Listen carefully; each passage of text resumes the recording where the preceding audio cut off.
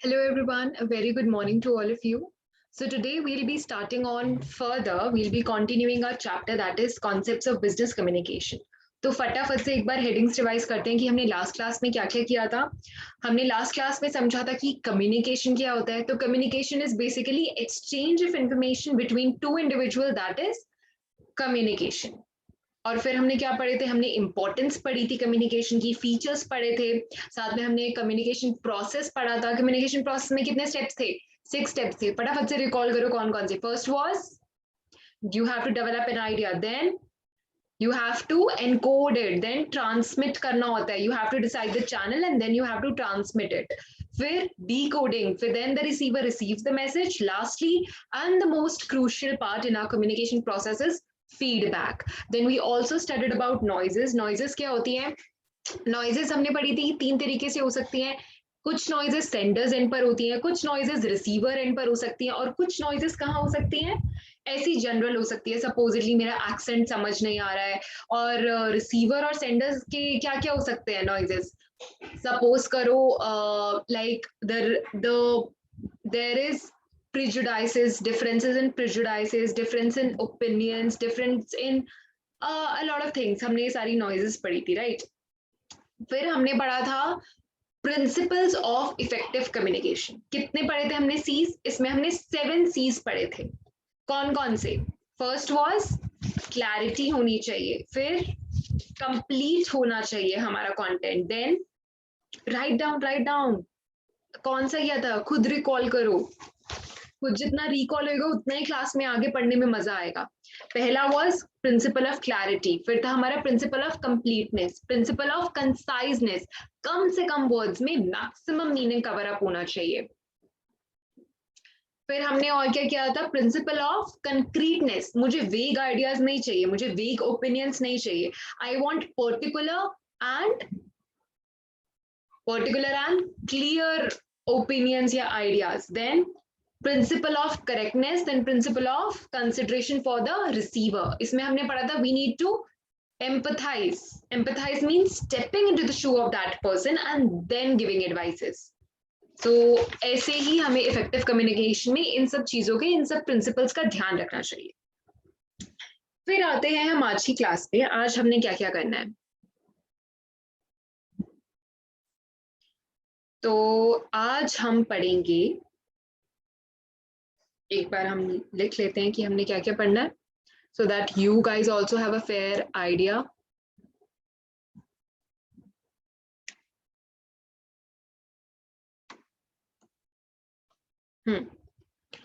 आज ही क्लास में we'll cover up firstly कुछ गाइडलाइंस के बारे में पढ़ेंगे। गाइडलाइंस मतलब हमने ये तो पढ़ लिया था 7 सीज क्या होते हैं, बट वो 7 सीज हमारे इफेक्टिव कम्युनिकेशन के लिए सफिशिएंट नहीं है। There are other principle, other guidelines as well जो हमें ध्यान में रखनी है। तो हम गाइडलाइंस के बारे में पढ़ेंगे। सेकेंड ऑफ ऑल आज हम कंप्लीट करेंगे, इसके बाद हम पढ़ेंगे ओके जौहरी विंडो के बारे में। फिर आएगा types of communication,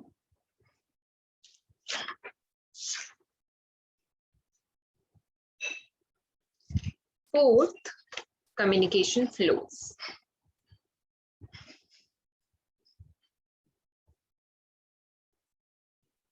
or we'll also try to start means and modes of communication.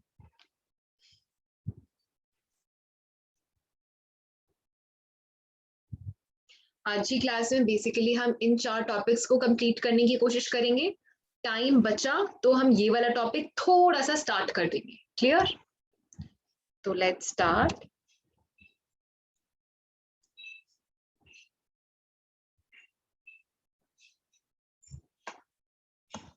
सबसे पहले हमारा आता है कि ये तो हमने पढ़ लिए कि 7 प्रिंसिपल्स क्या होते हैं। अब हम कुछ और गाइडलाइंस पढ़ रहे हैं जो कि हमें ध्यान रखनी चाहिए एक इफेक्टिव कम्युनिकेशन में। तो पहली हमारी गाइडलाइन है that you should be able to own your message. What do you mean by owning my message? Owning my message मतलब होता है कि I am taking responsibility of whatever I am saying. Like अगर मैं बोलूं कि हमारे जो शेयर होल्डर्स हैं वो इस मर्जर वाली स्कीम से एग्री नहीं करते, लाइक दो कंपनीज का मर्जर हो रहा है ए और बी, और हमारे शेयर होल्डर्स इस पे अपना कंसेंट नहीं दे रहे हैं, तो if I am saying this तो मेरे पास स्ट्रॉन्ग बैकिंग होनी चाहिए। क्या हो रहा है उसमें, क्यों शेयर होल्डर्स नहीं दे पा रहे हैं, या व्हाट आर द रीजंस, हमने मीटिंग कंडक्ट करी तो क्यों एग्री नहीं कर रहे थे शेयर होल्डर्स। तो अगर मैं रीजनिंग के साथ अपने स्टेटमेंट को प्रेजेंट करूंगी तो it will have more impact. And second of all, अगर मैं ऐसे बोलूं कि कोई भी किसी ने मुझसे कोई रिप्लाई पूछा तो तब मैंने उसे बोल दिया कि हाँ यार ये ऐसे हो जाना चाहिए, ऐसे ठीक होगा, तो मतलब ये I am not sure in my own opinion. अगर मैं बोलूँ हाँ यार ये ऐसे होना चाहिए बिकॉज आई फील कि ऐसे ऐसे ऐसे सही रहेगा, तो इसलिए मेरे हिसाब से तो ऐसे ही होना चाहिए, तो you seeing the level of confidence. जब तुम अपना मैसेज ओन कर रहे हो, लोगों को तुम पे क्रेडिटेबिलिटी बिल्डअप हो जाती है, तुम्हारी ट्रस्ट वर्दिनेस बढ़ जाती है। सो ऑलवेज जब भी आप किसी को जनरली भी कम्युनिकेट कुछ कर रहे हो, make sure you own your message and you take responsibility and owners of it. ठीक। तो अब बहुत सारे फैक्टर्स होते हैं जिस पे डिपेंड करता है हमारा कम्युनिकेशन, इफेक्टिव कम्युनिकेशन। क्या क्या फैक्टर्स हो सकते हैं, चलो लिखो, मैं बता रही हूँ, हेडिंग लिखो अपनी कॉपी में, what are the factors on which what are the factors that should be kept in mind while doing a effective communication। तो किन किन चीजों का ध्यान रखना चाहिए, एक तो हमारी ऑर्गेनाइजेशन कैसी है, क्लोज्ड ऑर्गेनाइजेशन है या ओपन ऑर्गेनाइजेशन है, बड़ी है छोटी है, तो इससे आगे हमारा साइज ऑफ द ऑर्गेनाइजेशन पर भी डिपेंड करता है कि हमारा इफेक्टिव कम्युनिकेशन कैसा होगा, कि हमें कम्युनिकेशन कैसा करना चाहिए। अगर मेरी बहुत बड़ी ऑर्गेनाइजेशन तो definitely I will use written form of communication, और अगर मेरी छोटी सी फर्म है, स्मॉल सी कंपनी है, तो मैं ईमेल्स तो नहीं करती रहूंगी हर एक एक्सेप्टेंस के लिए, मैं फटाफट अपने बॉस से जाके ओरली कम्युनिकेट कर लूंगी। तो क्या मेरा means and mode of communication होगा, ये मेरी ऑर्गेनाइजेशन पर डिपेंड करता है, ऑर्गेनाइजेशन के साइज पर डिपेंड करता है। ये देखो क्या है, ऑर्गेनाइजेशन की पॉलिसीज क्या है, स्ट्रिक्ट पॉलिसीज है या कोई एक प्रोटोकॉल है जो कि मुझे फॉलो करना ही करना है, ऑर्गेनाइजेशन की पॉलिसीज पर डिपेंड करेगा। अब अगर मैं चूज कर रही हूँ, सपोज करो स्पीड पोस्ट, तो कॉस्ट भी तो एक फैक्टर होती है ना, ये कम्युनिकेशन में मेरी कितनी कॉस्ट जा रही है, या अगर मैं एडवर्टाइजमेंट के थ्रू परसुएसिव कम्युनिकेशन चूज करना चाहती हूँ तो उसकी भी तो कॉस्ट मुझे ध्यान में रखनी होगी कि मेरा बजट क्या है, फिर उसके बाद अर्जेंसी कितनी है, कितना अर्जेंट है मुझे कम्युनिकेट करना। अर्जेंसी एज इन मैं फटाफट से मेल कर सकती हूँ, नहीं तो मेरे को पोस्ट ही करना पड़ेगा कॉन्फिडेंशियल है तो डिस्टेंस कितना इन्वॉल्व है, रिसोर्सेज अवेलेबल मेरे पास कौन कौन से हैं, साथ में कॉन्फिडेंशियलिटी मुझे कितनी मेंटेन करिए, तो मैं जनरल मेल नहीं लिखूंगी, कॉन्फिडेंशियलिटी मेंटेन करनी है तो सेफ्टी कितनी, security, necessity of official records of communication, recipient का भी ध्यान रखूंगी कि रिसिपिएंट मेरा कौन है, उस हिसाब से मैं अपना मीन्स चूज करूंगी कि विजुअल होना चाहिए, ऑडियो विजुअल होना चाहिए, मुझे ओरली बोलना है, रिटन फॉर्म में बोलना है, ये सारी चीजें डिपेंड करती है इन सारे फैक्टर्स पे। तो ये सारे 12 फैक्टर्स है, कौन कौन से, कि मेरा ऑर्गेनाइजेशन क्या है, ऑर्गेनाइजेशन का साइज क्या है, क्या पॉलिसीज है, कॉस्ट इन्वॉल्व कितनी है, कितना अर्जेंट है मुझे ये मैसेज अभी के अभी डिलीवर करना, साथ में डिस्टेंस कितना इन्वॉल्व है, रिसोर्सेस कौन कौन से अवेलेबल हैं, कितनी कॉन्फिडेंशियलिटी मुझे मेंटेन करनी है, सेफ्टी का ध्यान रखना है, security, necessity of official records, मतलब एक ऑफिशियल रिकॉर्ड मेरा प्रिपेयर हो जाना चाहिए। अगर मैं किसी को ये सेंड कर रही हूँ तो मेरे पास अपना रिकॉर्ड भी होना चाहिए, अगर मुझे अपना रिकॉर्ड रखना है, मेरे को अपने पास इसकी डॉक्यूमेंटेशन करनी है, तो मैं रिटन फॉर्म में कोशिश करूंगी मैं ये कम्युनिकेशन करूँ rather then in oral form. और मेरा रिसिपिएंट कौन है, अगर मेरा रिसिपिएंट बच्चे हैं तो मैं क्या करूंगी, बहुत अट्रैक्टिव सी एडवर्टाइजमेंट्स बनाऊंगी। फिर रिसोर्सेज कितने इन्वॉल्व होंगे, अवेलेबल, पहले तो हमने पढ़ा रिसोर्सेज कितने available, oh this point is 2 times, तो या तो रिसोर्सेज कितने अवेलेबल हैं इनका भी ध्यान रखना है। तो these are 11 factors that you have to learn. अब आते हैं कि अपार्ट फ्रॉम ऑल दिस और क्या क्या गाइडलाइंस का हमें ध्यान रखना चाहिए जब हमें इफेक्टिव कम्युनिकेशन करना है। 7 प्रिंसिपल्स तो हमने पढ़े ही थे, और किन किन चीजों का ध्यान रखना है, owning and taking responsibility of your message. Class के स्टार्टिंग में हम यही बात कर रहे थे कि अगर हम रिस्पॉन्सिबिलिटी लेंगे अपने मैसेज की तो it will sound more confident and second of all, हमारा ट्रस्ट वर्दीनेस, क्रेडिटेबिलिटी बढ़ जाएगी जब भी हम ओन करते हैं अपना मैसेज। साथ में offer complete and relevant information, ये तो हमने प्रिंसिपल में भी पढ़ा था कि अगर हम कंप्लीट इंफॉर्मेशन दे देंगे तो बार बार जो कॉस्ट आती है एक इंफॉर्मेशन पब्लिश करने की, वो क्या होगी, वो रिड्यूस हो जाएगी, हमारी टाइम सेविंग होगी। तो अगर हम कंप्लीट इंफॉर्मेशन देते हैं, अब मैं बोलूं इसका एग्जाम्पल दूं कि शेयर होल्डर्स का register, like company will the registers will remain closed from 15th to 16th of May। अब मैंने ये बोला तो रजिस्टर विल रिमेन क्लोज। अब आपके मन में क्वेश्चन आएगा ना, कौन से रजिस्टर्स, क्या रजिस्टर्स क्यों क्लोज रहेंगे?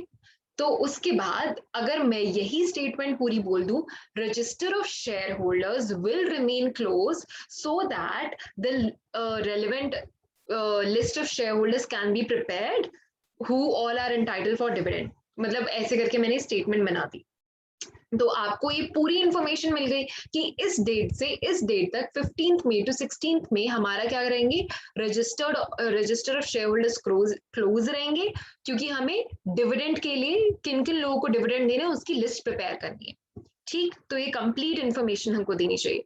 ऑब्टेन फीडबैक, अब ये तो हमने दी मोस्ट इंपॉर्टेंट है, and this is the end stage of the communication process, and once you get a feedback you will be able to हम लोग messages में भी बोलते हैं ना, जैसे हम लोग ग्रुप पे जब मैसेज करते हैं बच्चों को तो हम ये बोल देते हैं कि क्लास एट ये काइंडली एक्नॉलेज, हम नीचे बोल देते हैं काइंडली एक्नॉलेज, तो काइंडली गिव योर फीडबैक कि कितने बच्चे आ पाएंगे, या डू यू ये टाइमिंग सूट करते हैं बच्चों को या नहीं करते हैं। तो that is obtaining feedback. Thinking of the recipient, thinking of the recipient भी हमने लास्ट क्लास में पढ़ा था कि हम जब अपना मैसेज कंस्ट्रक्ट कर रहे हैं और फ्रेम कर रहे हैं तो हमें ये ध्यान में रखना चाहिए कि हमारा रिसिपिएंट इससे क्या सोचेगा, हमें उस वैसे सोच के अपना मैसेज कंस्ट्रक्ट करना चाहिए। ऐसे सोच के नहीं करना चाहिए कि I feel good about this तो मुझे ये सारी इन्फॉर्मेशन डिस्प्ले कर देनी चाहिए, नहीं, मेरे ऑडियंस के लिए कितनी रेलिवेंट है वैसी अप्रोच से मुझे मैसेज या कम्युनिकेशन कंस्ट्रक्ट करना चाहिए। वर्बल और नॉन वर्बल कॉन्ग्रुएंस, इसका एग्जांपल हमने लास्ट क्लास में भी किया था कि हमने किया था कि I will be discussing 5 stages of communication process. क्या मेरा वर्बल और नॉन वर्बल कॉन्ग्रुएंस बन रहा है?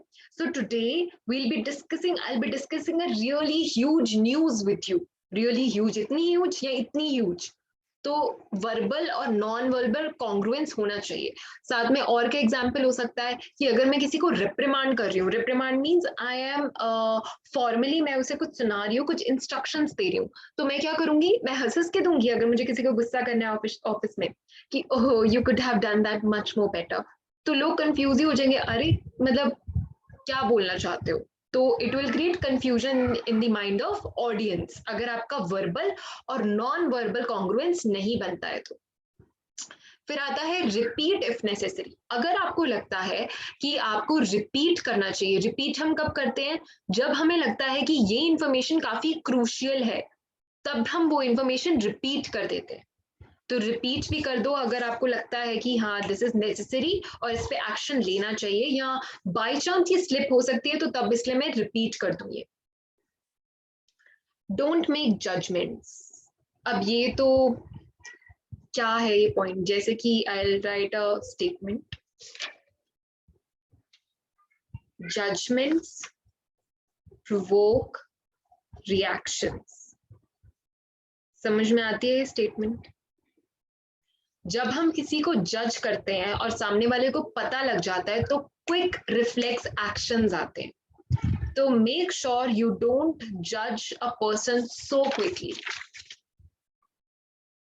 और इसमें क्या है, जैसे अगर मैं आपको एग्जांपल दूं कि एक बॉस था, उसने अपने सबऑर्डिनेट को काम दिया, तो काम ना उसने सबऑर्डिनेट ने लेट दिया, लाइक टाइम पे नहीं दिया।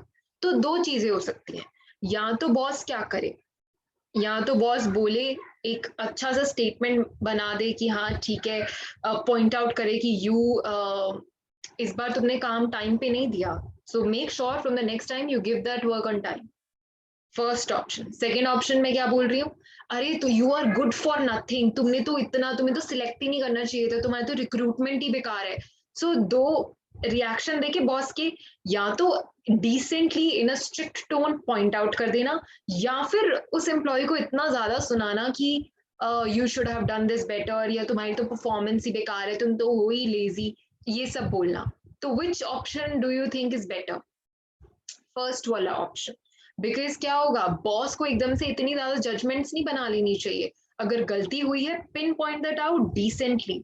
तो ये क्या शो करता है, this show strength in your character and also it builds up creditability and trustworthiness. फिर है रिलाई ऑन फैक्ट्स। अब इसका मैं एग्जांपल देती हूँ कि सपोज करो मेरे पास एप्लीकेशंस आई, मुझे एक टाइपिस्ट की जरूरत है, तो एक फास्ट टाइपिस्ट की, ठीक है। तो मेरे पास ए और बी दो लोगों की एप्लीकेशंस आई। तो इन्होंने मुझे बोला, ए ने मुझे अपने रिज्यूमे में लिखा कि ही कैन टाइप 50 वर्ड्स पर मिनट। और बी ने अपने रिज्यूमे में बोला है कि ही कैन टाइप फास्ट। कौन से को आप नेक्स्ट स्टेज ऑफ राउंड के लिए बुलाना पसंद करोगे? ए वाले को ना। अब वो ए वाला भी डिपेंड करता है कि एम्प्लॉयर को कितनी स्पीड चाहिए, 50 वर्ड, 60 वर्ड, 70 वर्ड्स, कितनी स्पीड चाहिए। और बी वाले की तो बहुत ही वेग स्टेटमेंट है, आई टाइप फास्ट, मेरी टाइपिंग फास्ट है। अरे भाई कितनी फास्ट? तो ए ने क्या किया, अपने एग्जैक्ट फैक्ट्स में डिस्प्ले कर दिया कि उसकी टाइपिंग स्पीड ये है, और साथ में बी ने क्या किया, एक वेग सी स्टेटमेंट दे दी। तो ऐसे क्या होगा, किसको चूज करोगे आप? ए को चूज करोगे, and you need to rely on facts. तो you need to give facts to people. और जब भी आप फैक्ट्स देते हो तो आपकी सेंस ऑफ क्या, ये लगता है कि हाँ भाई बंदा कॉन्फिडेंट है, रिसर्च कर कर आया है कि क्या बोल रहा है। तो इससे कॉन्फिडेंस बिल्ड होता है ऑडियंस का। चलो अब फटाफट से पढ़ लेते हैं कि क्या क्या होता है इन सब में। First is own your message. Own your message is, it is important to take responsibility for what we say. It is common to come across instances where sender choose vagueness and general terms to denote the sender. तो मतलब क्या होता है, हम वेग और general terms का use कर लेते हैं जो कि हमें नहीं करनी चाहिए। अब ये देखो एग्जाम्पल हमने क्या लिया था, when you state that many shareholders are unhappy with the proposed merger of the company, you may or may not be speaking the truth. क्योंकि आपने क्या किया, आपने तो बस ये बता दिया शेयर होल्डर्स मर्जर से अनहैप्पी है, बट ऐसे करके कोई स्टेटमेंट मारी है तो it is not having a strong backing कि what action we should take. You do not specify who those shareholders are. आपने स्पेसिफाई नहीं किया कि वो कौन से शेयर होल्डर्स हैं। Therefore, the officials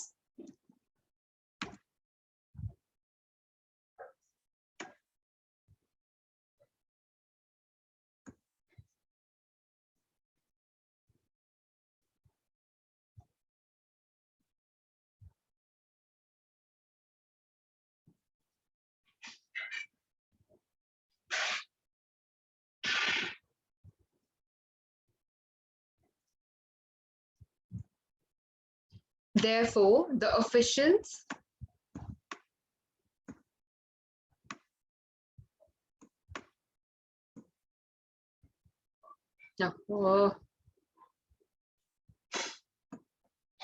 Therefore, the officials of the company may accept your statement at face value. Your message may be taken seriously if you are willing to own it. तो क्या होगा, आपकी कोई भी बात तभी मानी जाती है when you are confident about it. But there are a few exceptions जिसमें passive verb use होता है, पर्सनल प्रोनाउंस का यूज नहीं होता। अब आप ओन कैसे करते हो, like in my opinion I think it should be correct, like when you own that message you use personal pronouns, you say it is my opinion, it is my fact. ठीक है। फिर exceptions क्या है owning your message की, जब भी आप कोई लॉन्ग बिजनेस रिपोर्ट लिख रहे हो, commercial terms and conditions describe कर रहे हो, या एक लीगल प्रोविजंस बता रहे हो, are an exception since they are drafted using passive verbs and employing a formal tone. इसमें passive verbs का यूज होता है rather than personal pronouns. बल्कि अब मैं बोलूं कि सेंस ऑफ बिलोंगिंगनेस हमें कैसे कैसे फील होती है, क्रेडिबिलिटी कैसे बढ़ती है, when there is when there is a use of personal pronouns. But there are 3 exceptions to it. कौन सी 3 exceptions? First of all, when you are writing long business reports, commercial terms and conditions describe कर रहे हो आप, या फिर legal provisions बता रहे हो, इसमें what do you use? What kind of a tone you use? You use passive verbs. फिर आता है offer complete and relevant information. ये भी हमको क्लियर है. Message must offer complete and relevant information in order to become effective. Incomplete information makes it necessary to begin another cycle of communication. मतलब अगर हम एक ही बारी में पूरी कंप्लीट इंफॉर्मेशन नहीं देते तो उससे क्या होता है, another cycle of communication start हो जाता है. उस साइकिल में क्या बता रहे हो आप क्लैरिफिकेशंस दे रहे हो. जितने भी डाउट्स आए आपने कंप्लीट इंफॉर्मेशन नहीं दी तो अब you have to clarify all of them. साथ में हमने ये शेयर होल्डर्स के रजिस्टर वाला एग्जांपल किया था. I think this is clear. फिर है ऑब्टेन फीडबैक. इसमें क्या होता है कि feedback is culmination means end point, crux, culmination of communication process. It confirms that the receiver has correctly understood our message. We may get a feedback through an appropriate closing. मतलब हम क्या करते हैं लेटर्स में, जैसे कि जब हम बिजनेस लेटर्स भेज रहे होते हैं तो we write कि we invite your suggestions. Employees को भी बोलते हैं ना, वी इनवाइट योर सजेशंस. किसी भी बिजनेस लेटर में, कोई बिजनेस मीटिंग के लेटर में या किसी पार्टनर को हम दे रहे होते हैं तो हम बोल देते हैं we invite your suggestions. That is we are asking for feedback. अब when sending out a check, ये एग्जाम्पल देखो.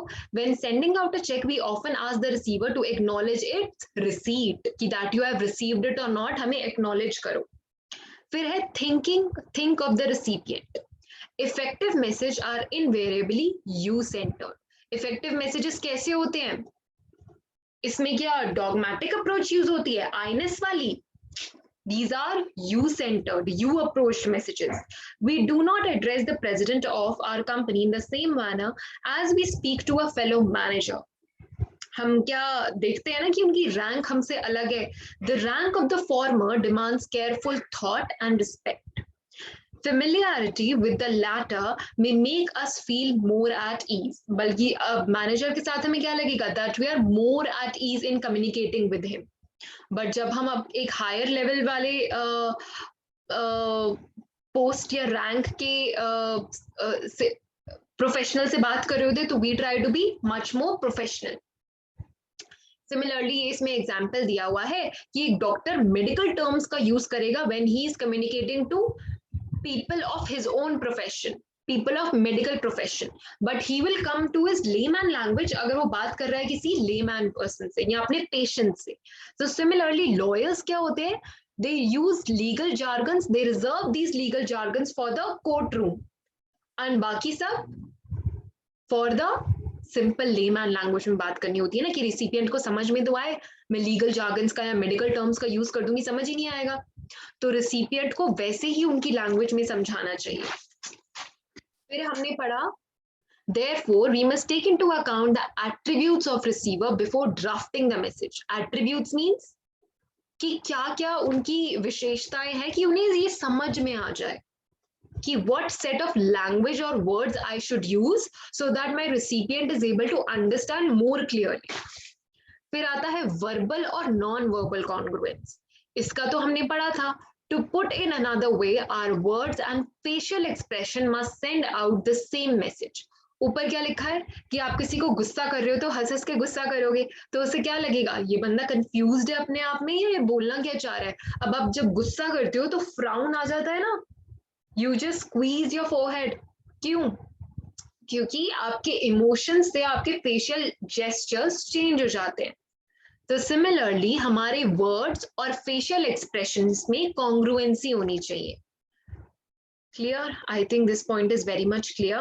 Repeat if necessary. Repetition is generally avoided in order to save time and space.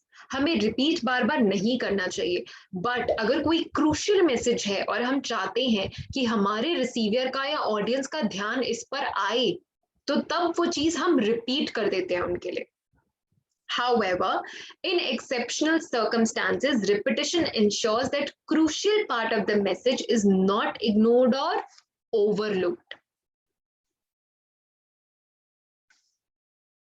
ये example है, just go through it once. फिर हमने पढ़ा do not जज.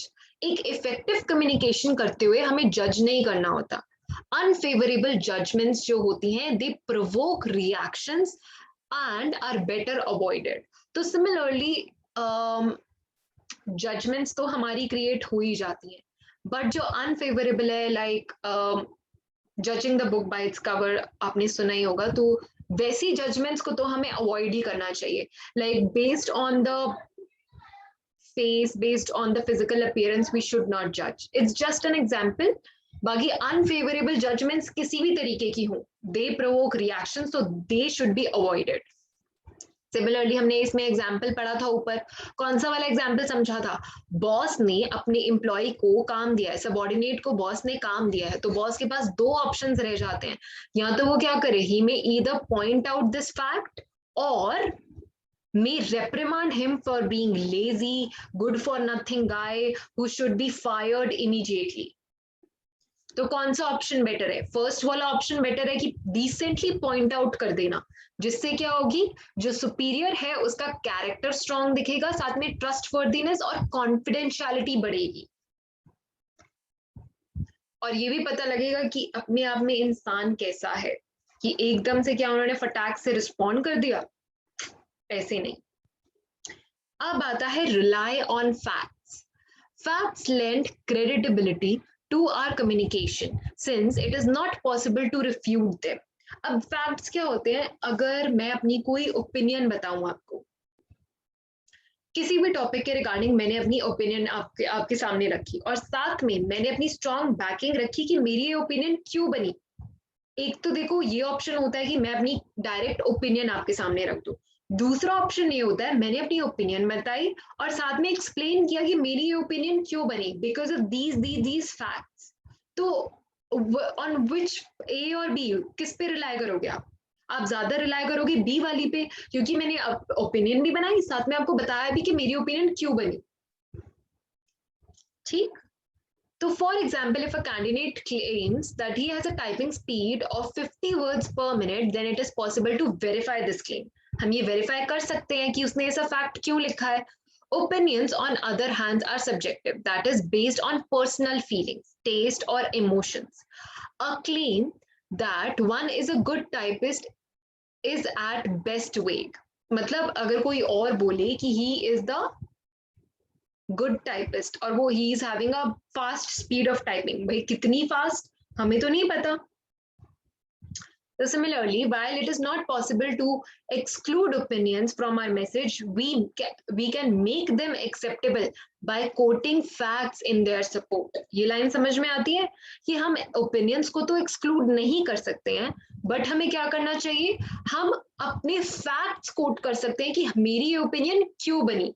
So that will be much more reliable and concrete, and yeah, of course, trustworthiness as well.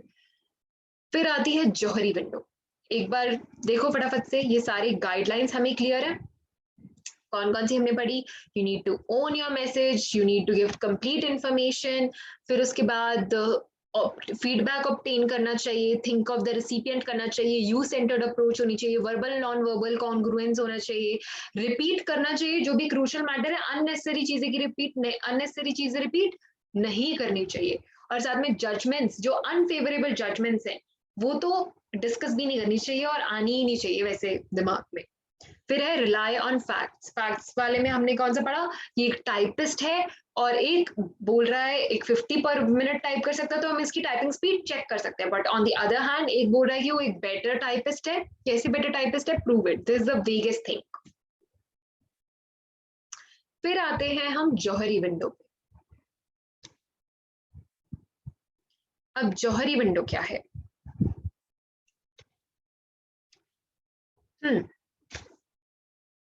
पहले हम लिख लेते हैं कुछ कुछ और समझने की कोशिश करते हैं इसे.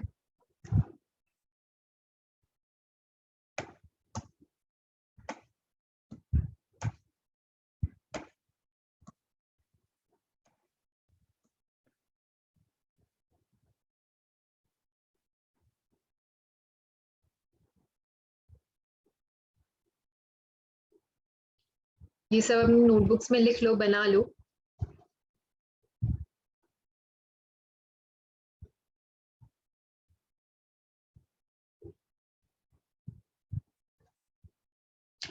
तो जौहरी विंडो होती क्या है? जौहरी विंडो क्या होती है? बेसिकली हमें हेल्प करती है to describe the human interactions more effectively. ये क्या है? इसका मतलब क्या होता है कि इसका मतलब देखो, पहले हम ये समझ लेते हैं कि ये इन्वेंट किसने किया है। दो इन्वेंटर्स थे।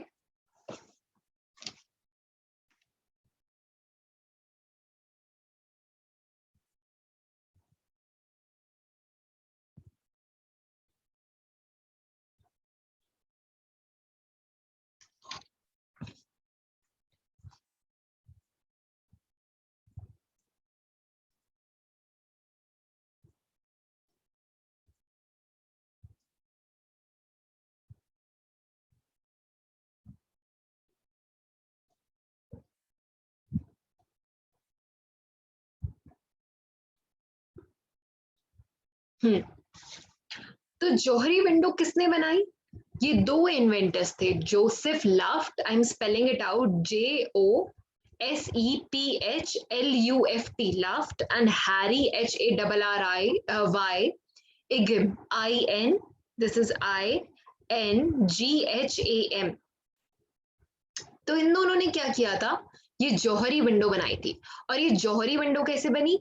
जोसेफ के दो इनिशियल्स ले लिए, दैट इज JO, जो, और हैरी का ले लिया हरी, हरी बना दिया। तो इन दोनों के इनिशियल्स लिए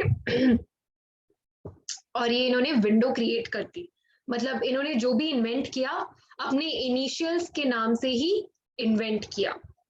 तो अब ये क्या बोलती है? It describe the process of human interaction, कि लोग आपस में कैसे इंटरैक्ट करते हैं। तो इस विंडो से हमें वो पता लगता है। अब विंडो कैसी है एक बार ये समझ लेते हैं। अब विंडो बेसिकली क्या होती है, कैसी होती है विंडो?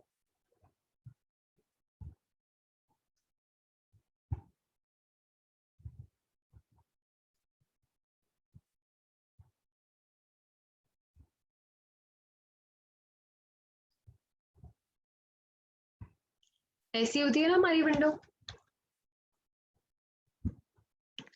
और ऊपर में यही होती है जौहरी विंडो भी। तो ऊपर हम लिख देते हैं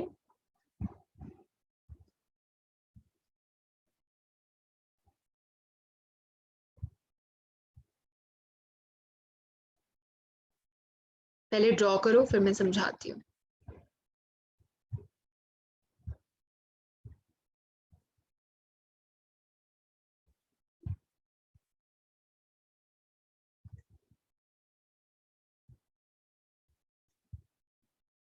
ये मैं लिख रही हूँ known to others, not known to others.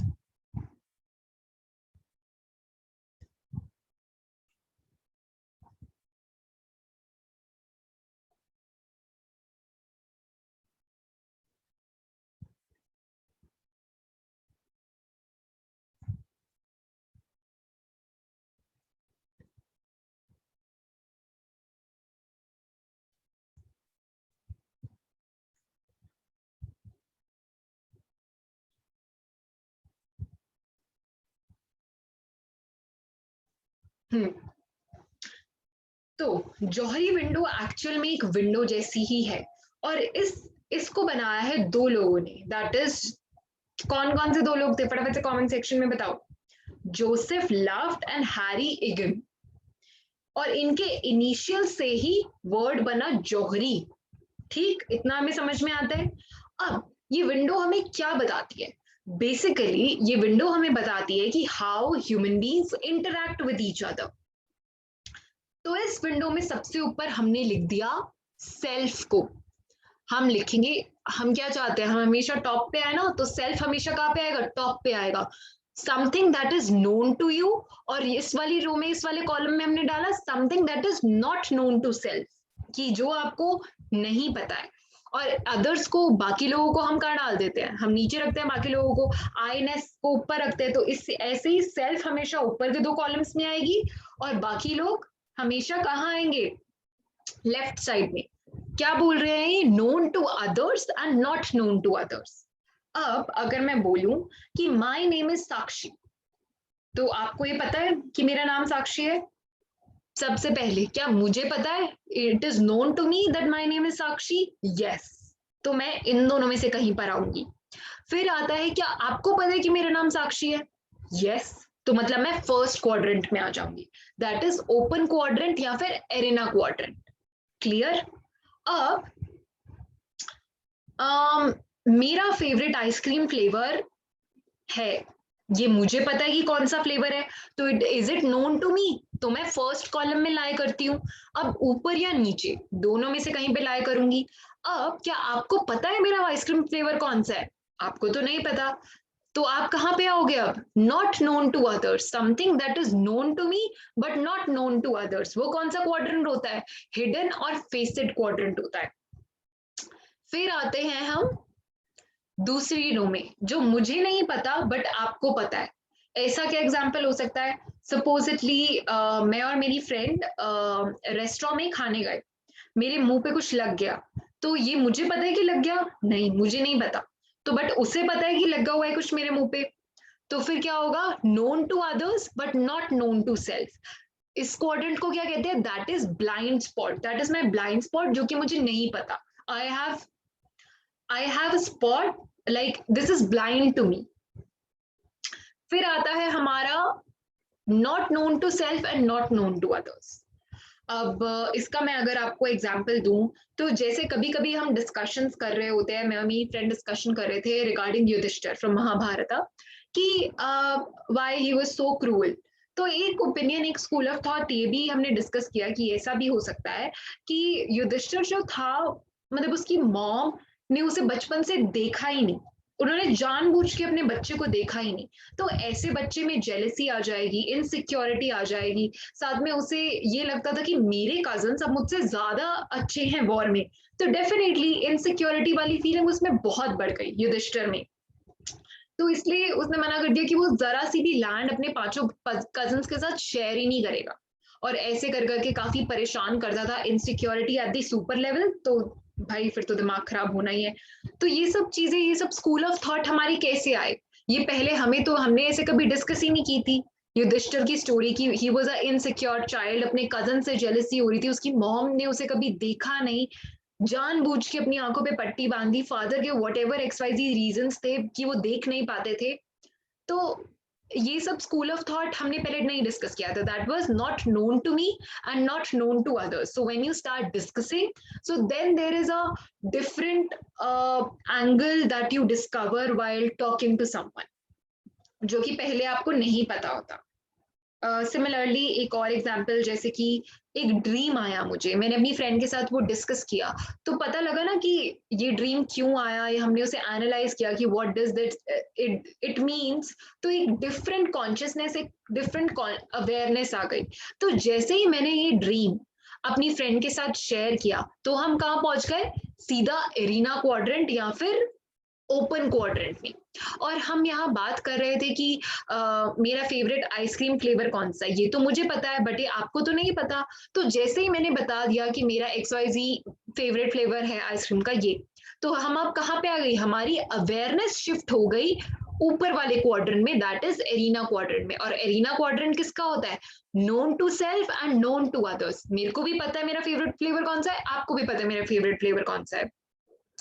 Similarly जैसे ही ब्लाइंड स्पॉट में थे हम, इसमें मैंने आपको एग्जाम्पल दिया था, हम लोग रेस्टोरेंट में खाने गए हैं और मेरी फ्रेंड को पता है कि मेरे मुंह पे कुछ लगा हुआ है, और उसने जैसे ही मुझे ये बताया कि मेरे यहाँ पे लिप्स के पास कुछ लगा हुआ है, तो क्या हुआ, हमारी अवेयरनेस और मेरी अवेयरनेस कहाँ आ गई, ओपन क्वाड्रेंट और एरिना क्वाड्रेंट में। कैसे आ गई, क्योंकि उसने मुझे बता दिया, now it is known to me as well, और उसे भी पता है कि मेरे मुंह पे कुछ लगा हुआ था और मुझे भी पता है, तो there is no blind spot. तो बेसिकली इस विंडो से हम क्या करते हैं, वी डिस्कस फ्यू थिंग्स।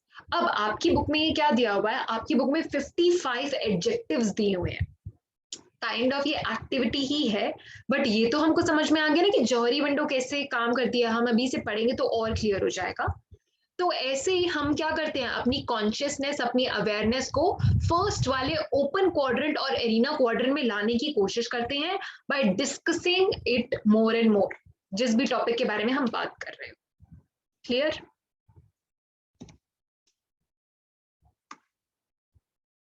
अब पढ़ते हैं हम जौहरी विंडो के बारे में।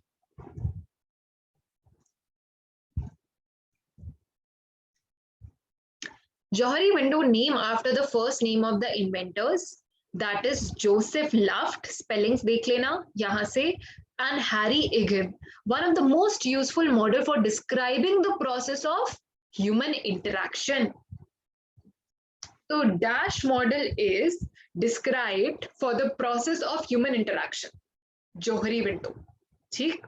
इससे क्या पता लगता है कि how human beings are interacting. अगर मैं बताऊं ही ना आपको कि मेरा फेवरेट फ्लेवर कौन सा है, या मेरी फ्रेंड बताए ना कि मेरे मुंह पे कुछ लगा हुआ है, तो हमारी क्या इंटरैक्शन अच्छे से हो रही है, या हम जो ब्लाइंड स्पॉट में थे मैं वही ब्लाइंड स्पॉट में हूँ, और जो हिडन या फेसेड क्वाड्रेंट में थी वहीं पे रह गई क्योंकि मैंने आपको बताया नहीं। तो आप समझ रहे हो? तो बेसिकली इस मॉडल से हमें पता लगता है कि how well human beings are interacting with each other, and जितना ज्यादा ह्यूमन बींग्स इंटरैक्ट करते हैं हमारी अवेयरनेस फर्स्ट क्वाड्रेंट में आ जाती है, दैट इज ओपन क्वाड्रेंट और एरिना क्वाड्रेंट। क्लियर? फिर है Johari window is a technique that helps people better understand their relationships with themselves and others। ये तो हमें समझ में आ गया कि क्या क्या चीजें मुझे अपने बारे में बताया और क्या क्या मैं आपको बता रही हूँ ताकि आपको भी मेरे बारे में ये चीजें पता लग रही है। It was created by psychologist Joseph Luft and Harrington Igman। ये वाली स्पेलिंग नहीं लेनी, वैसे एक्चुअल में नेम गूगल पे ये अपीयर होता है Harrington, that's why it is Johari, but आपकी बुक में लिखा हुआ है हैरी इगम, तो आप हैरी ही देखना, इसे हैरिंगटन नहीं देखना, इसे हैरी ही पढ़ो आप। And is used primarily for self-help groups and corporate settings as a heuristic exercise। heuristic exercise, ठीक?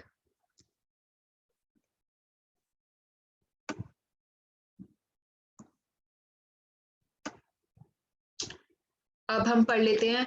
A four panel window is illustrated below, divides personal awareness into four different types as represented by four quadrants। कौन कौन से four quadrants? Open, hidden, blind, unknown।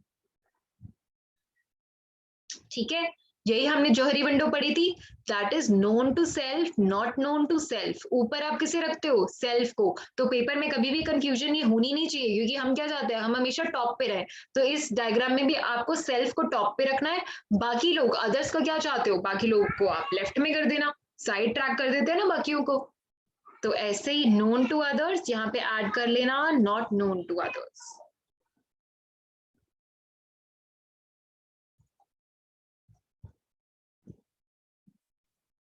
ये clear है? तो हमारी awareness कहाँ जाती है? वी वांट हमारी अवेयरनेस फर्स्ट वाले क्वाड्रेंट में आए, दैट इज एरिना क्वाड्रेंट और ओपन क्वाड्रेंट। तो अब फटाफट से मैं ये पढ़ देती हूँ, आप भी पढ़ो। Adjective selected by both the participants, adjectives selected by both the participant and his peer or his or her peer are placed in the arena quadrant। अब आपको क्या दिया हुआ है नीचे ना, 55 एडजेक्टिव्स की लिस्ट दी हुई है, ये 55 एडजेक्टिव्स की लिस्ट दी हुई है। तो आप क्या करना, अपने फ्रेंड को और ये खुद भी पहले तो ये 4 बक्से बनाना, बड़े बड़े बक्से बनाना, इन एडजेक्टिव्स को उनमें प्लेस करने की कोशिश करना कि क्या चीजें आपको आपके बारे में पता है, क्या चीजें आपको लगता है आपके फ्रेंड को आपके बारे में पता है, कौन कौन से ट्रेड्स आपको लगता है ये आपके है ही नहीं तो वो अननोन में आ जाएंगे, और कौन कौन से ट्रेड आपको लगता है कि मेरे ब्लाइंड स्पॉट है। तो ऐसे ये सारे एडजेक्टिव्स दिए हुए हैं, इन्हें आप इन विंडो में डालने की कोशिश कर सकते हो। दिस इज योर एक्टिविटी और होमवर्क फॉर टुडेज क्लास। और फिर आप क्या करना, एक तो खुद बैठ जाना और अपने कजन को या फिर अपनी फ्रेंड को XYZ को आप साथ में बिठा सकते हो, अपने पेरेंट्स को साथ में बिठा सकते हो, और ये वाले देखने की कोशिश करना कि आप कौन कौन से एडजेक्टिव्स को खुद से डिस्क्राइब करते हो और कौन कौन से एडजेक्टिव से आपके पेरेंट्स, आपके फैमिली मेंबर्स, आपके कजन्स या आपके फ्रेंड्स आपको डिस्क्राइब करते हैं। तो जो जो भी आपकी कॉन्ग्रुएंसी आएगी तो उन चीजों पे आप एग्री कर जाओगे, और कुछ जो एडजेक्टिव्स बच जाएंगे वो कहाँ आ जाएंगे, अननोन क्वाड्रेंट में। जैसे कि आपको नहीं पता कि आप कभी कभी मीन एक्ट करते हो, तो ये आपका फ्रेंड आपको बता सकता है, तो this will be your blind spot कि आप कभी कभी मीन रिएक्ट कर देते हो जब आप गुस्से में होते हो। तो ये आपको जैसे ही पता लगा, you move towards the first quadrant, that is open quadrant और arena quadrant. I hope I am clear to all of you now.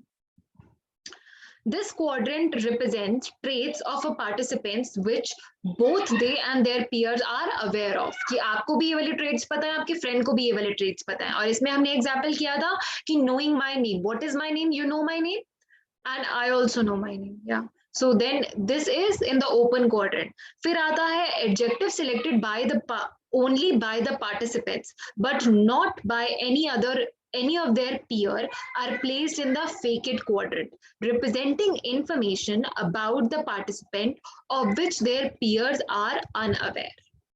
Clear? Facet quadrant भी क्लियर है आपको. फॉर एग्जाम्पल यही वाला एग्जाम्पल यहाँ पे दिया हुआ है ऑफ आइसक्रीम फ्लेवर.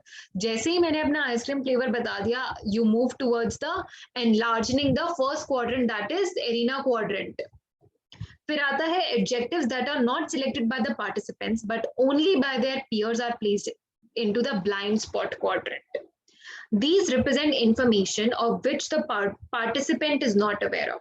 तो blind spot क्या होगा मेरा, मैं जिससे अवेयर नहीं हूँ. और फेसेड क्वाड्रेंट क्या होगा, जिससे बाकी लोग मेरे फ्रेंड्स अवेयर नहीं है कि मेरे ये भी ट्रेट्स हैं. ये भी एडजेक्टिव्स से मैं अपने आप को डिफाइन करती हूँ. एडजेक्टिव्स की जो बातें नीचे हो रही है, बार बार एडजेक्टिव जो वर्ड आ रहा है, वो नीचे 55 ऑब्जेक्टिव्स की जो लिस्ट दी हुई है उसको रेफर कर रहे हैं.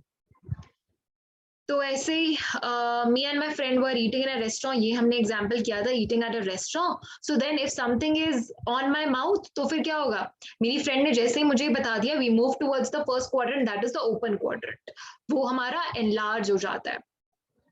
Adjectives which are not selected, ना आपने सिलेक्ट किए ना आपके दोस्त ने सिलेक्ट किए, that appears in an unknown quadrant, representing the participants behavior or motive which are not recognized by anyone participating. तो ऐसे behaviors जो ना ही आप अवेयर हो ना ही आपके peers अवेयर हैं इस behavior के, दोनों ने ये behaviors देखे ही नहीं. ठीक है. फिर आता है this may be because they do not apply. या तो ये सारी ट्रेड्स आप पे अप्लाई ही नहीं करते जो आपके अननोन क्वाड्रेंट में आ रहे हैं, और because there is a collective ignorance of existence of these trade. अभी तक आप इग्नोर कर रहे थे या लाइमलाइट में आए ही नहीं. तो या तो आपके में ट्रेड्स नहीं है या तो इनकी कलेक्टिव इग्नोरेंस है. तभी दो फैक्टर्स की वजह से ही ये अननोन क्वाड्रेंट में अपीयर कर रहे हैं. डन. फिर आता है the process of enlarging open quadrant. Open quadrant कौन सा है, first quadrant, that is known to me unknown to others, is called self disclosure. A give and a take process between me and the people I interact with.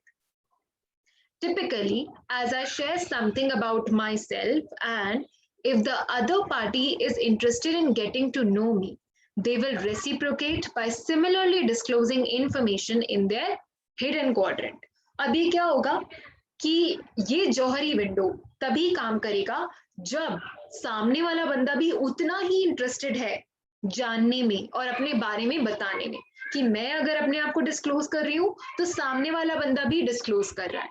Clear? तो I think now we are through with the thorough with the Johari window as well.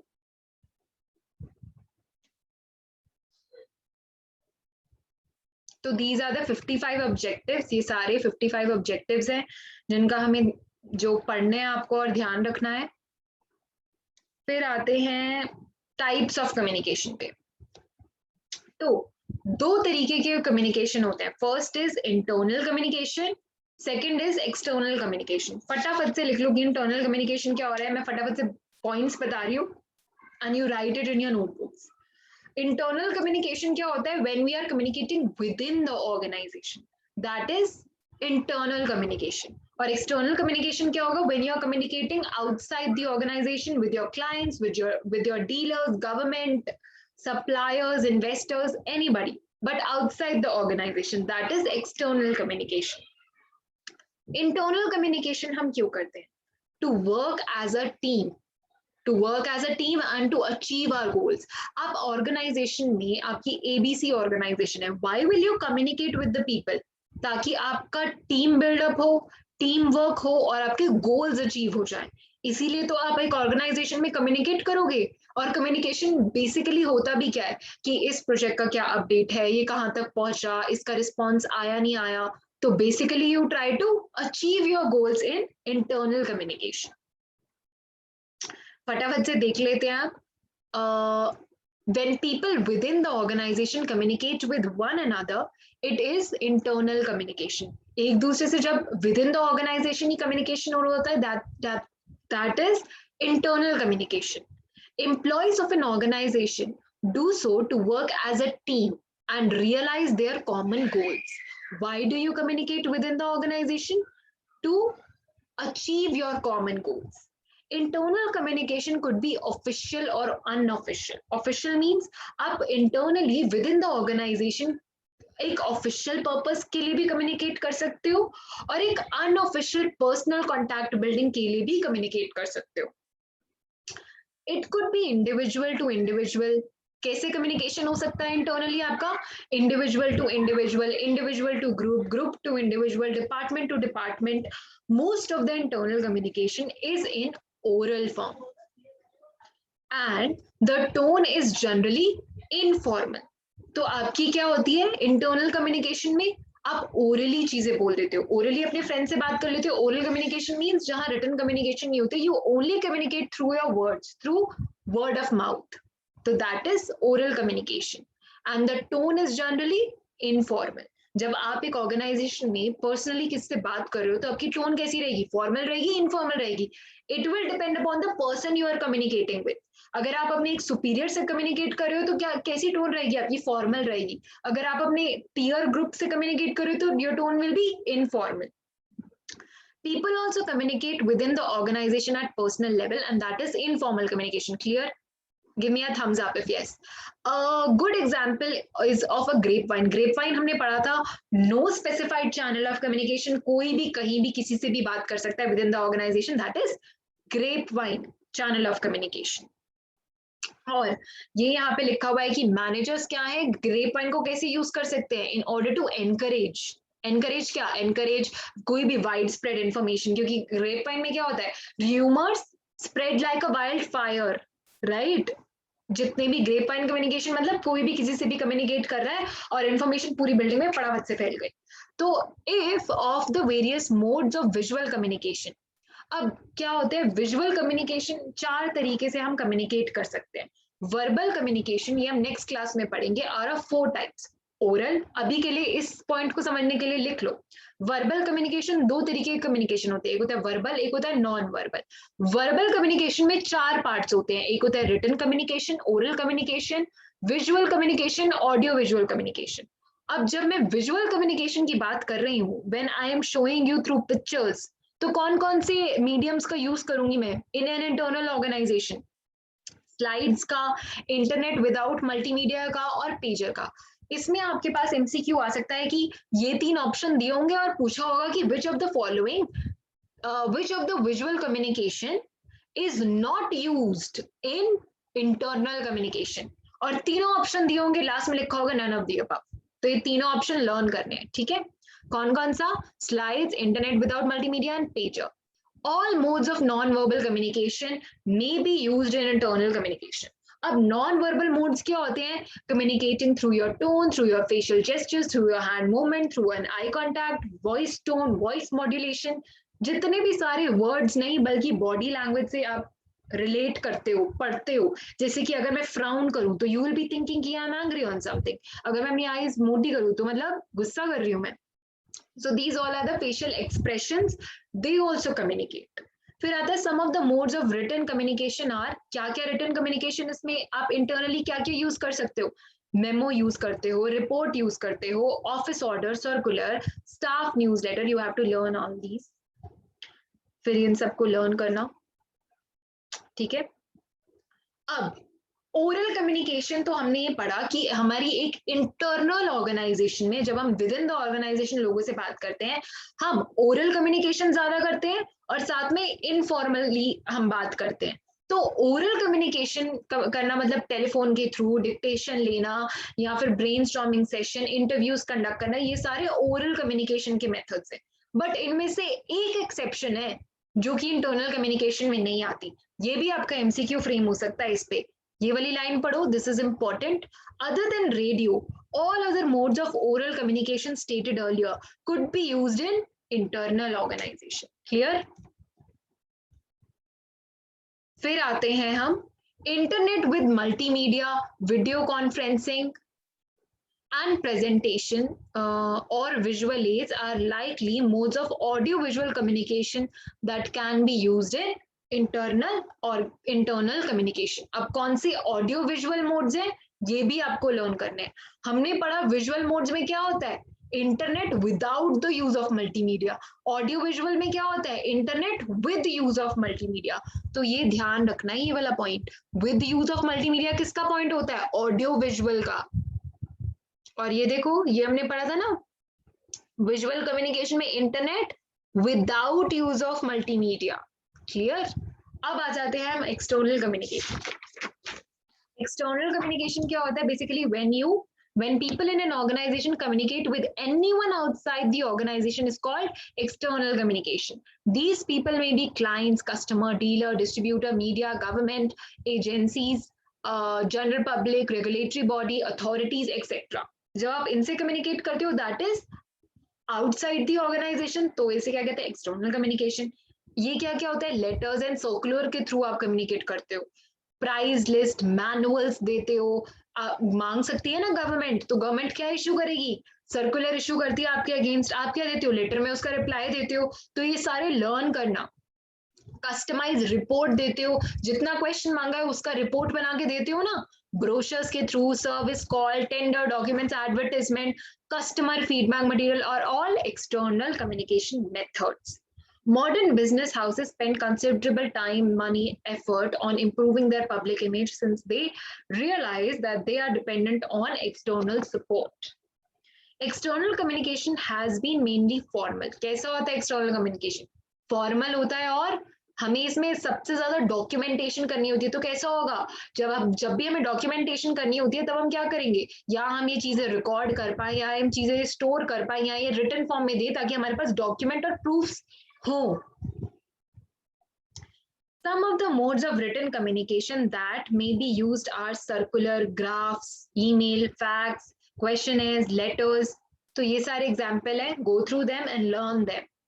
Other than intercom, अब हमारा oral communication भी use होता है external communication में। कैसे use करूंगी मैं, क्या मैं इन्हें टेलीफोन कर सकती हूँ, ऑब्वियसली मैं अथॉरिटीज को फोन करके पूछ सकती हूँ अपने डाउट्स, बट कौन कौन सी ऐसी चीजें हैं जो मैं ओरल कम्युनिकेशन की एक्सटर्नल कम्युनिकेशन में यूज नहीं कर सकती। इंटरकॉम कर सकती हूँ मैं गवर्नमेंट एजेंसी को, इंटरकॉम तो विद इन द ऑर्गेनाइजेशन होता है ना, तो इंटरकॉम नहीं कर सकती।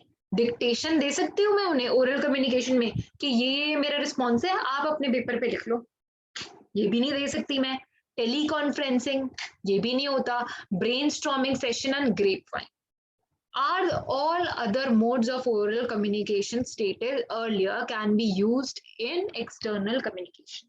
So these are the 5 modes of oral communication that cannot be used in external communication. ये learn करने हैं बच्चे, learn them. All modes of visual and audio visual communication too may be used in external communication. ठीक, ये भी line clear है। फिर all modes of non verbal communication में also be in external communication depending upon the circumstances. तो non verbal communication हम आगे पढ़ेंगे नेक्स्ट क्लास में, तो तब आपको ये पॉइंट क्लियर हो जाएगा। ठीक, अब आते हैं हम फ्लोज ऑफ कम्युनिकेशन में। कितने फ्लो होते हैं, 4 तरीके के हमारे फ्लो होते हैं, अपवर्ड, डाउनवर्ड, वर्टिकल और okay. Let's just start with upward flow first.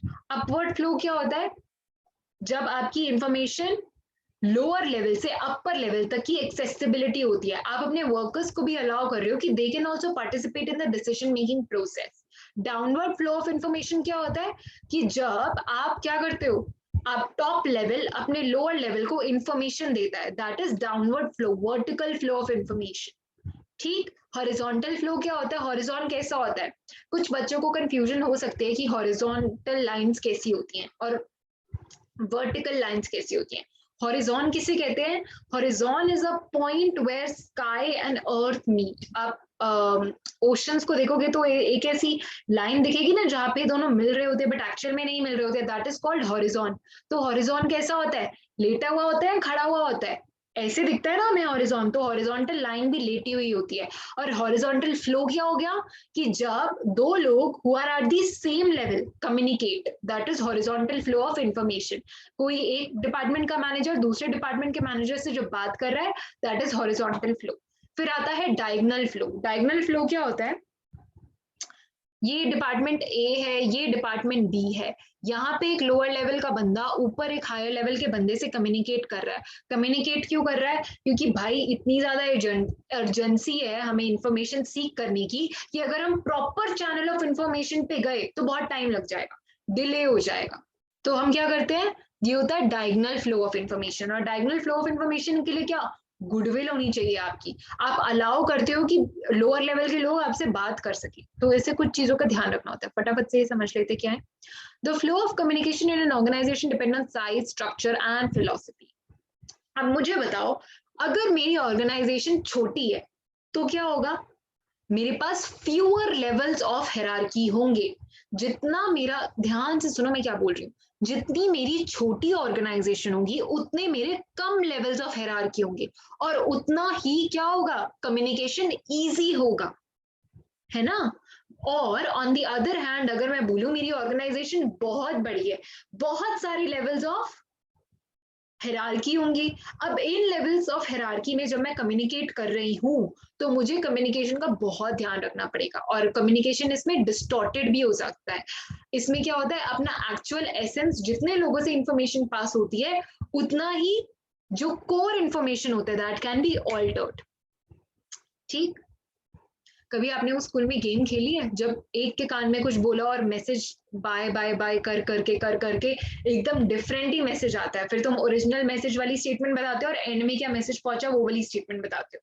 तो जितने ज्यादा लेवल्स होते हैं उतना ज्यादा मैसेज चेंज होते रहता है। नहीं खेली तो खेलना कभी। फिर आता है downward flow.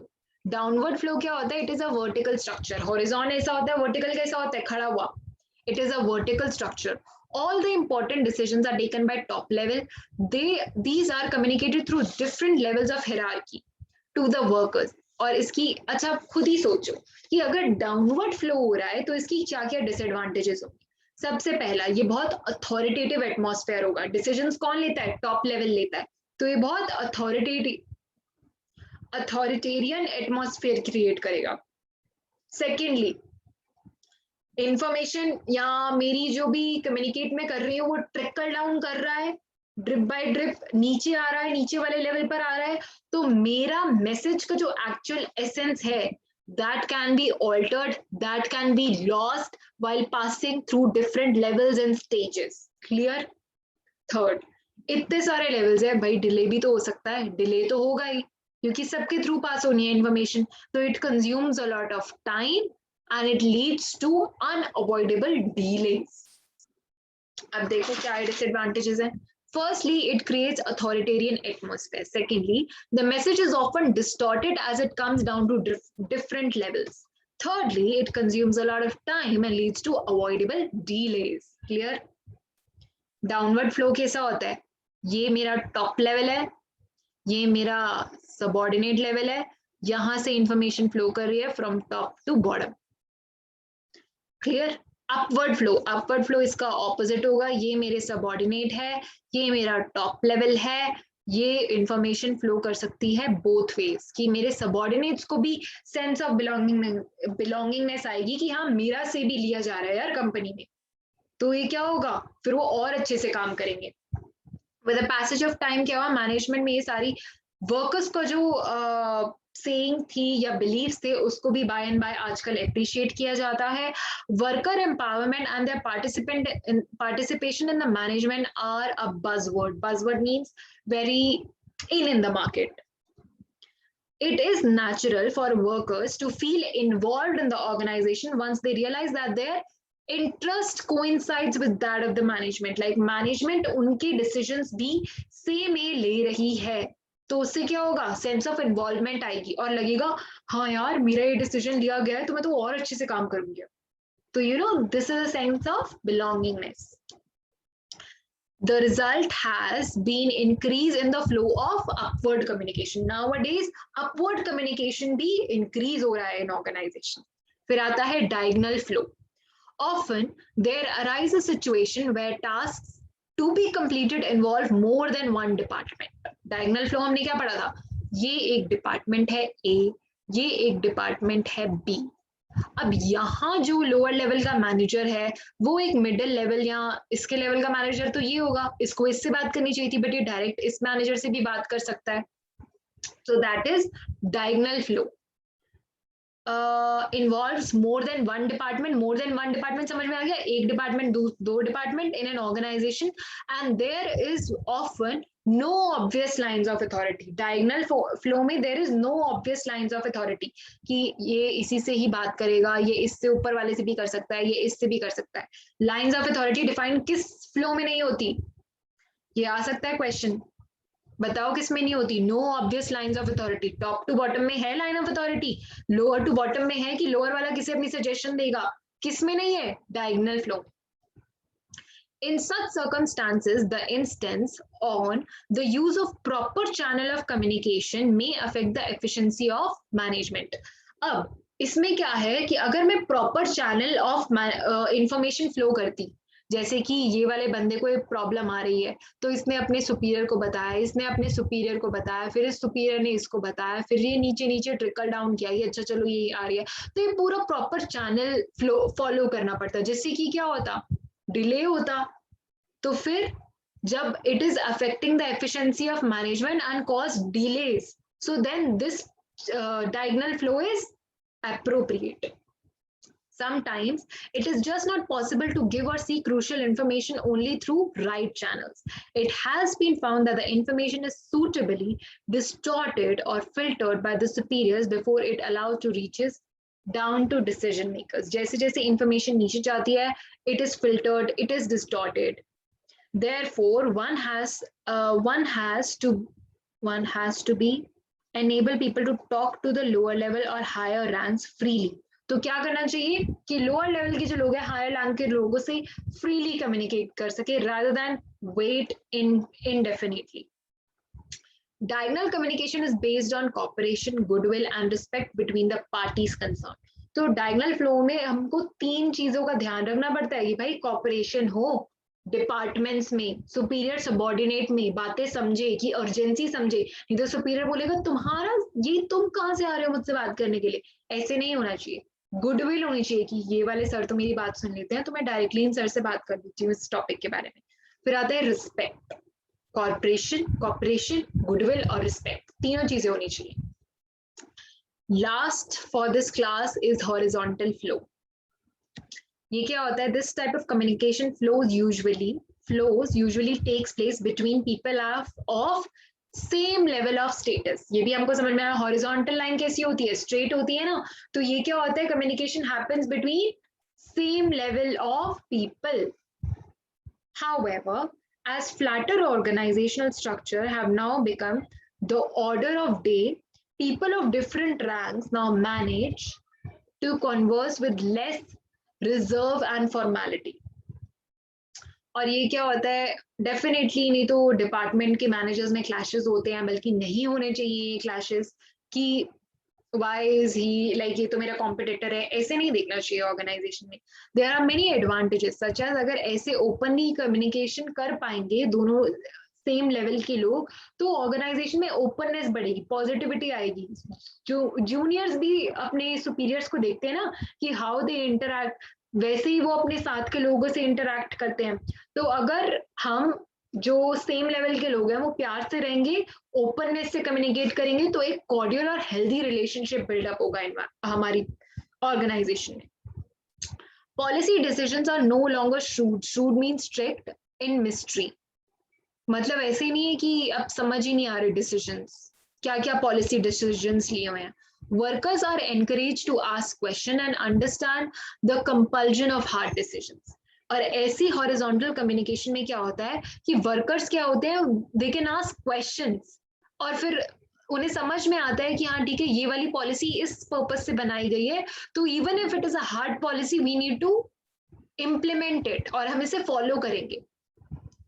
There is better understanding and coordination. However, it is important to continue to respect the authority, use appropriate language, and show good behavior. तो आज हम यहीं तक पढ़ेंगे. नेक्स्ट क्लास में we'll also we'll discuss with means of communication. Okay? तो next class में सब रिवाइज करके रखना कि क्या क्या हमने कर लिया है.